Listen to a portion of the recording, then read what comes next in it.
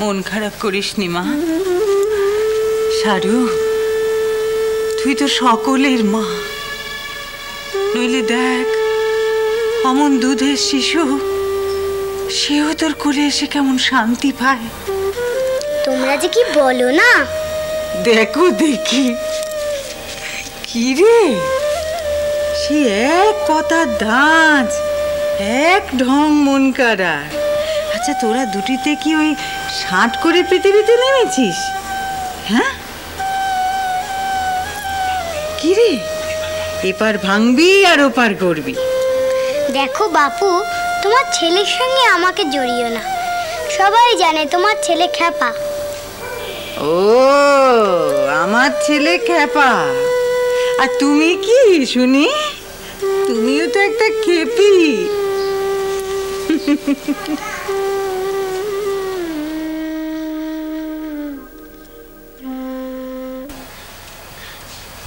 সেজু বাবু। ঠাকুর, সেই এলে ঠাকুর। আর কটা দিন আগে এলে পারতে। মা যেমন টেনে আনলে তেমনই তো এলুম গো। তাই হবে।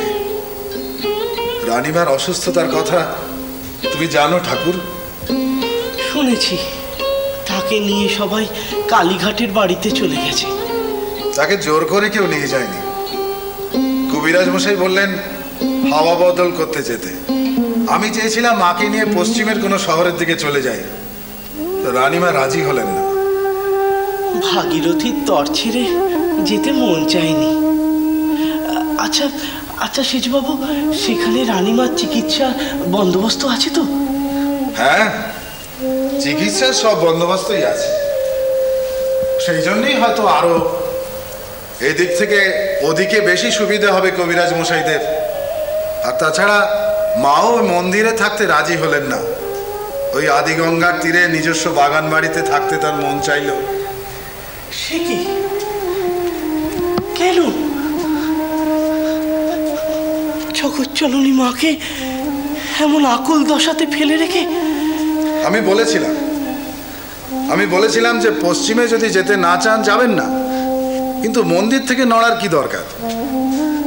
তো উনি রাজি হলেন না। ভাবলেন মন্দিরে থেকে মাকে বিব্রত করা হবে। বিব্রত করা হবে? সে কি?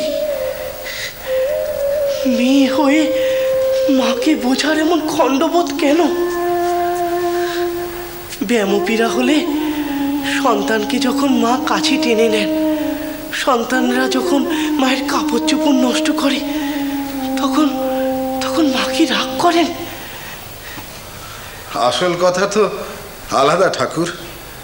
আসল কথা অন্যত্র। তোমাকে লুকিয়ে লাভ নেই। তুমি অন্তর্যামী, তুমি জানতে একদিন পারবেই।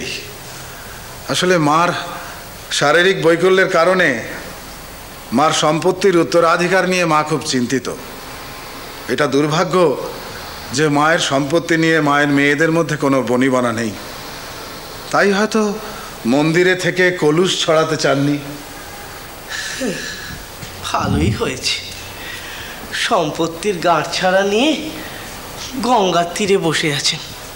তা একরকম বলতে পারো। সেজুবাবু, তুমি রানীমাকে আটকাতে পারলে না? আমার কি ক্ষমতা ঠাকুর? তুমি থাকলে তবু হতো।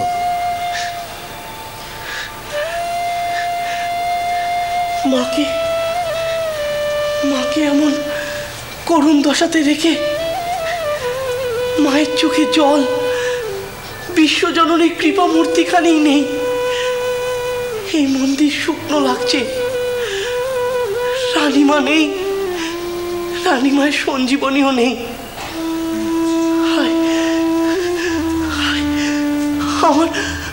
আমার কি হবে সেজু বাবু? আমার কি হবে? রানীমা যে মহাশক্তি রূপিণী দেবী যোগমায়া, তাহার প্রীতি ভালোবাসার ডোর না পেলে আমার যে সিদ্ধি লাভ হবে না।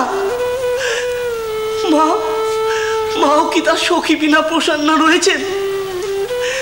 মায়ের বাৎসল্যময় এই রূপটি তো রানীমাই বয়ে নিয়ে বেড়াতেন গো। রানীমাই বয়ে নিয়ে বেড়াতেন। ওগো, আমার আমার কি হবে? কি হবে? হ্যাঁ? কি হবে? ঠাকুর, কি হবে? ঠাকুর, কি হবে? ঠাকুর!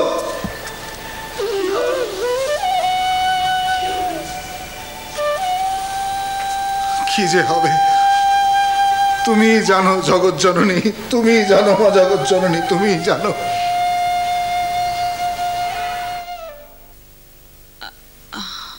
আস্তে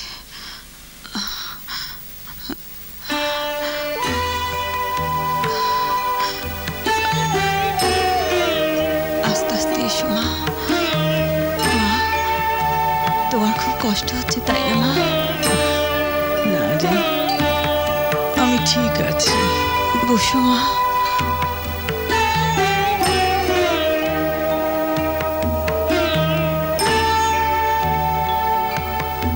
এখন একটু ভালো লাগছে মা?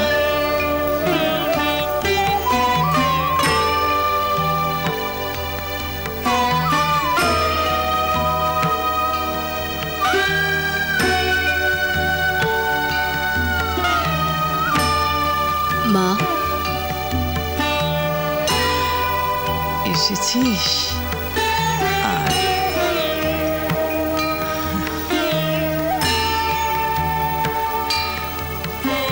ছোট কোথায়? ও এলো না? বলো, কেন ডেকেছো? ও কি রে, কোথায় জিজ্ঞেস করবি? আমার শরীর কেমন, আমি কেমন আছি। মা আমাকে কবে টেনে নেবার দিন স্থির করেছে তা নয়। মা, সইতে পারছিস না না? মন স্থির কর রে। আমি এমন স্থির করে ফেলেছি, আমার ডাক এসে গেছে। মা, তোমায় আমি মানা করলাম না? হ্যাঁ রে, শুধু ঠিক তাই। এবার আমার বিদায় নেবার পালা। ও ছোট বাবা, আরে গদাই, আমার ডাক শুনতে পাচ্ছ গো? গদাই রে! এখানে এসে আবার সেই একরকম শুরু করে দিচ্ছে, দেখলে? তাই না তাই, কোথায় যে খুঁজি। আরে গদাই! ও ছোট বাবা, পুজোর জোগাড় হয়ে গেছে গো।